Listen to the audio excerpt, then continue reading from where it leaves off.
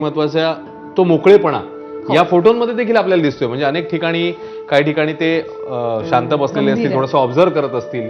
काही ठिकाणी हा गॉगल मधला फोटो, गॉगल ही पण त्यांची एक वेगळी ओळख आणि एक अपडेट येते येणार.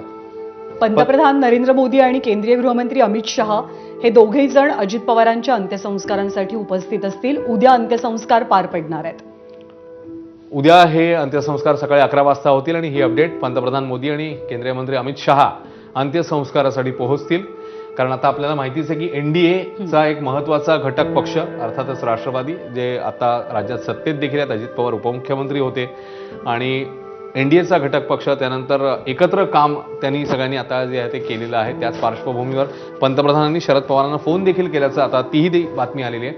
आणि आता पंतप्रधान मोदी आणि अमित शहा हे उद्या अंत्यसंस्कारासाठी येतील अशी माहिती समोर येते. उद्या सकाळी 11 वाजता हे अंत्यसंस्कार होणार आहेत आणि त्याकरता पंतप्रधान आणि त्यासोबतच केंद्रीय मंत्री हे पोहोचणार आहेत. आणि पवारांचं कुटुंब हे कायमच राजकारणाच्या चर्चेच्या केंद्रस्थानी राहिलं विविध मुद्द्यांमुळे. मग राष्ट्रवादीचा चढता आलेख असेल, उतरता आलेख असेल, राष्ट्रवादीमध्ये घडणाऱ्या घडामोडी असतील, महाराष्ट्रातलं राजकारण असेल, पवार कुटुंबियांवरती झालेले आरोप असतील, मधल्या काळामध्ये कौटुंबिक पातळीवरती जे एक प्रकारे फाटाफूट आपल्याला पाहायला मिळाली, राजकीय कारणास्तव झालेली ती असेल. त्यामुळे सतत चर्चेत राहणारं आणि राजकारणाच्या केंद्रस्थानी म्हणजे महाराष्ट्राचं राजकारण ज्या काही 4-5 आडनावांभोवती किंवा व्यक्तिमत्वांभोवती कायम फिरत राहिलं, त्यात अर्थातच आपल्याला पवार कुटुंबाचं नाव हे प्राधान्यक्रमानं घ्यावं लागेल.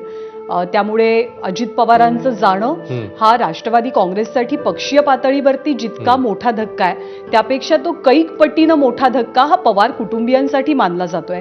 अनेक राजकारण्यांनी प्रतिक्रिया देताना या गोष्टीचा उल्लेख केला की कुटुंब म्हणून त्या सगळ्या घटकांना पुढे नेणं, आपल्या परिवाराला पुढे नेणं, त्यांना बांधून ठेवणं, एक दिशा देणं, हे सुद्धा राजकारणात तितकंच महत्वाचं असतं. आणि जेव्हा शरद पवार हे सक्रिय राजकारणातनं थोडेसे अलिप्त होत असताना आता सगळ्यांच्या नजरा ज्या होत्या त्या अर्थातच अजित पवारांकडे होत्या.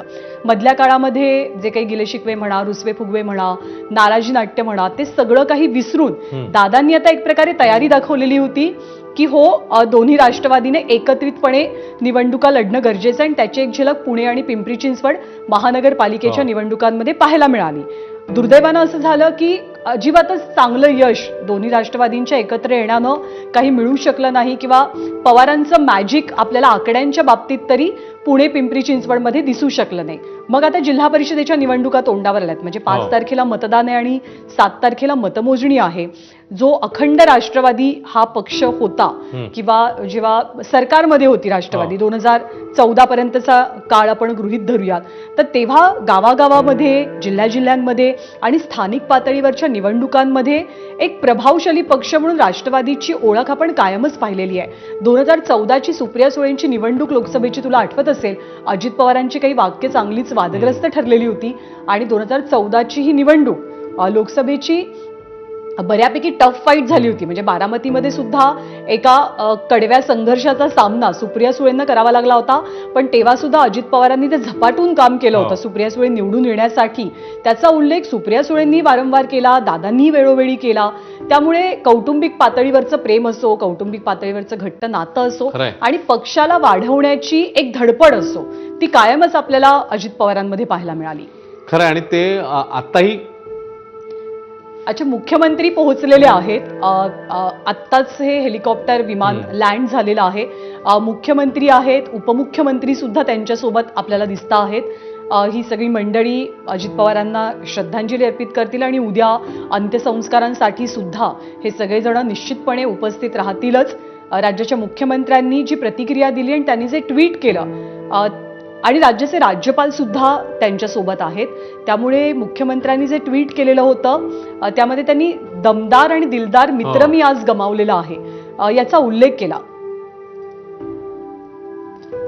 मंदार गोंजारी आपल्या सोबत आहेत, आपले प्रतिनिधी. मंदार, मुख्यमंत्री, उपमुख्यमंत्री आणि महत्वाचे नेतेगण पोहोचलेत आता तिकडे. मंदार, मुख्यमंत्री देवेंद्र फडणवीस, उपमुख्यमंत्री एकनाथ शिंदे, त्याचबरोबर दादा भुसे हे केंद्रीय राज्य मंत्रिमंडळातील मंत्री बारामतीमध्ये दाखल झालेले आहेत.